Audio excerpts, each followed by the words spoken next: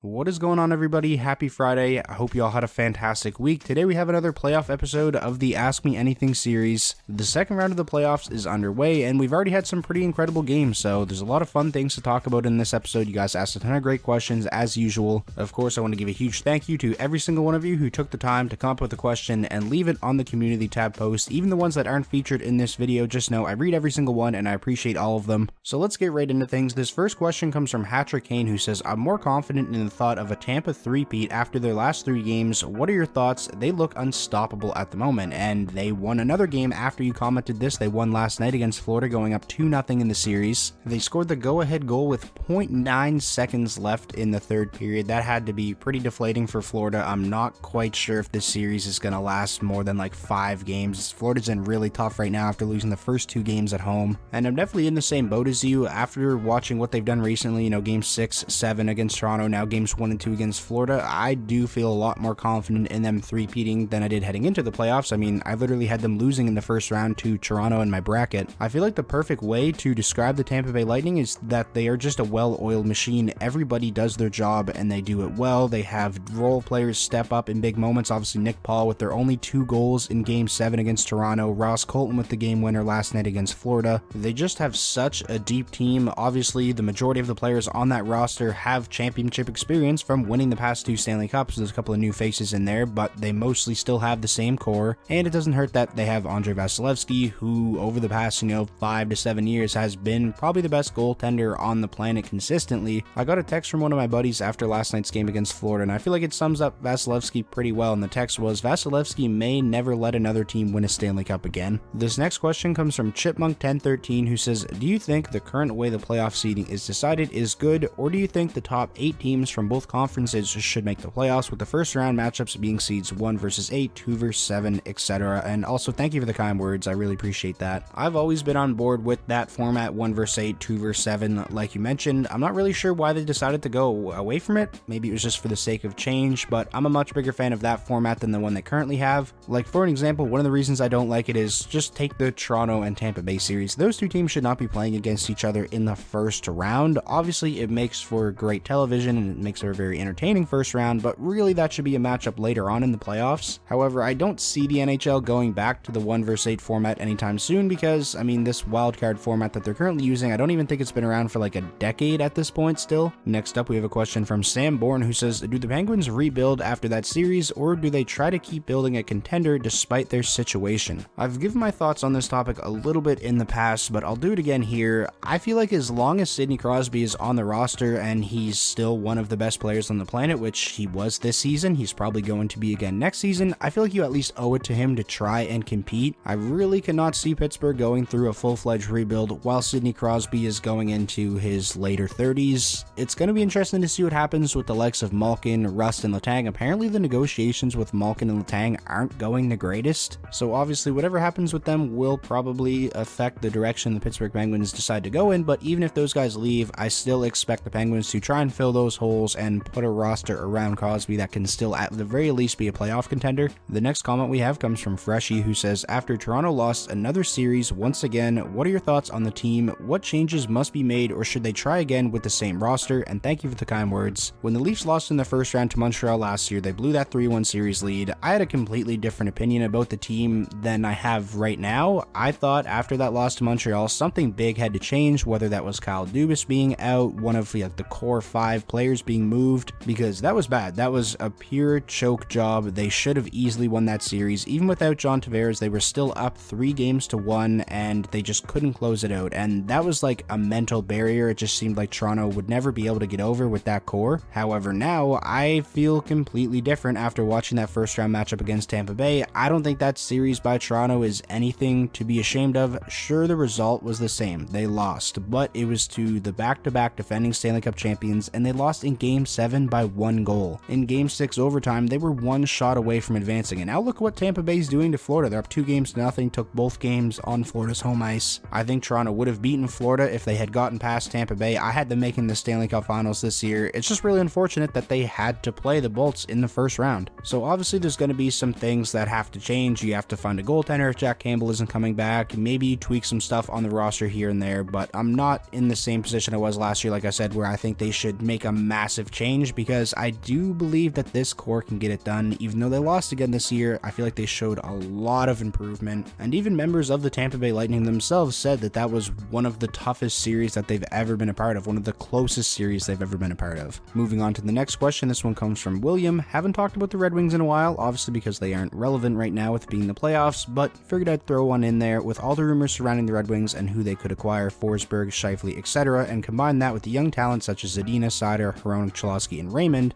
Do you see them being a competitive team next year? And Cholowski actually isn't on the Red Wings anymore. I believe he's in Seattle right now, or maybe it's Washington. I think they might have claimed him off waivers from Seattle. He's on one of those two teams, but he's not a part of the Red Wings core anymore. But anyways, getting to your question, do I see the Red Wings being a competitive team next year? It's hard to say. Like, what do you mean by competitive? Like, I don't think they're going to be a playoff team still. I feel like a lot of people's expectations for the Red Wings may be a little bit too high because of the way they started last year. You know, they're in the playoff race for the first couple months of the season, but the bottom completely fell out of the team during the second half, and they really were still one of the worst teams in the league last season, all things considered. Obviously, a lot of it just depends on what the offseason brings for the Red Wings. If they go out and make a big trade for a top 2 center, or if they sign, you know, a top 4 defenseman in free agency, something like that, I do think they're going to be better. Obviously, second year Raymond and Seider, they should be improved players from their rookie season, and there should be a couple more rookies in the lineup as well. I expect Jonathan Berggren to make a good case to make the team, same with Simon Edvinsson, so we'll see what happens. But yeah, basically, again, to answer your question, I don't see them being competitive enough to be a playoff team. I feel like maybe that'll come the year after next. The next question we have comes from the Amazing Gamer 6736. What are your thoughts on Jake the Stud Ottinger? He had, in my opinion, the best goalie performance by a losing team in recent memory. Can't help but feel bad for him. Jake Ottinger had a breakout regular season. He played great for Dallas for the majority of the year, but that first round against Calgary really put him on the map, I feel like. I'm sure you guys all seen Markstrom's reaction to Ottinger in the handshake line after the series was over. I feel like that kind of just sums it up the best. He was like in disbelief of how well Jake Ottinger played. Game 7 really had no business being in overtime, but Jake Ottinger was just willing Dallas through that game, and even though I had Calgary going to the Stanley Cup Finals in my bracket and I wanted to see a Canadian team do well this year, I couldn't help but want Dallas to win a little bit in that overtime just because of Ottinger. Just an unbelievable performance. Dallas definitely has their goaltender of the present and the future in Ottinger, and just think about that 2017 draft. They got Heiskanen, Robertson, and Jake Ottinger. That's pretty insane. Continuing on now, this next question comes from Tyler Aaron, who says, do you see the Bruins going into a minor rebuild stage and try to euthanize their team? My opinion on this is kind of the same as my opinion on the Penguins. I feel like as long as you have Brad Marchand playing at an elite level, being one of the best players in the league, you know, Pasternak in his prime, you know, paying Charlie McAvoy upwards of $9 million a season, you have to try to make a competitive team around those guys no matter what. I feel like, depending on what Patrice Bergeron decides to do, whether he leaves in free agency, which I don't think is going to happen. I feel like he's more likely to retire than that, but if he doesn't come back to Boston next season, then they're definitely going to have to figure out a solution at the center position. I feel like for Boston, maybe the word retool is a little bit more suitable for them than rebuild. I don't think they're going to tear everything down and go through a full-fledged rebuild, but maybe retool,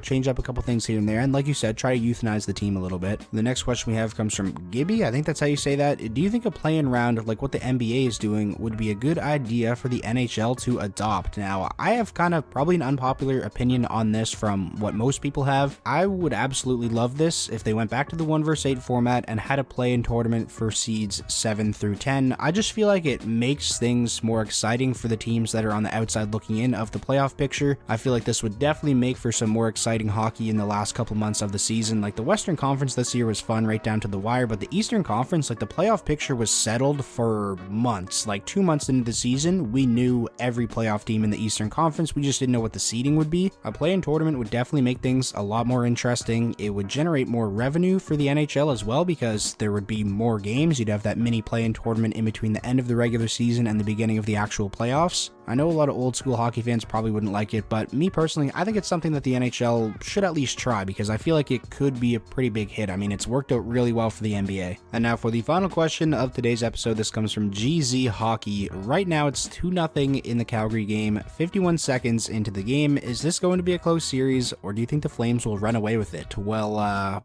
obviously that game 1 turned out a little bit differently than you probably would have thought. Just an absolute gong show of a game. 5-1 for Calgary at one point. Edmonton ends up tying it at 5, and then it becomes 6-5. The Calgary Flames end up winning this game 9-6, but man, was that entertaining. The Battle of Alberta in game 1 lived up to every little bit of the hype it was getting, and it was pretty crazy to see Calgary go from a series against Dallas where there wasn't many goals at all. It was, I guess you can say, a little bit of a boring series in terms of there just wasn't a lot of, high-flying offensive action, and then do a complete 180 and have this kind of game 1 against Edmonton. I think I've seen a stat that said Calgary didn't score 9 goals until game 5 against Dallas total in that series, and they had 9 goals in game 1 against Edmonton. If that one game was any indication of how this series is going to go, we are in for a treat. Now, that being said, I don't think it's a good sign for the Oilers that Jacob Markstrom had probably one of the worst games of his career, and yet Calgary still was able to win that game 9-6. I can't see Markstrom playing that poorly again. I really want this to be a long series because who doesn't, besides obviously fans of the Oilers and Flames. I'm sure they want their team to sweep the series, but man, I don't know if this is going to be a very long series because I think Calgary could end it pretty quickly. So that is going to wrap up today's episode of the Ask Me Anything series. If you guys enjoyed, please be sure to drop the video a like. That is the best way to show your support and the best way to let me know that you guys want to see another episode like this next week. Of course, be sure to let me know all of your thoughts down below on any of the things we touched on in this video. And if this was your first time checking out the channel and you want more NHL content just like this, be sure to hit that subscribe button, and I'll talk to you all soon.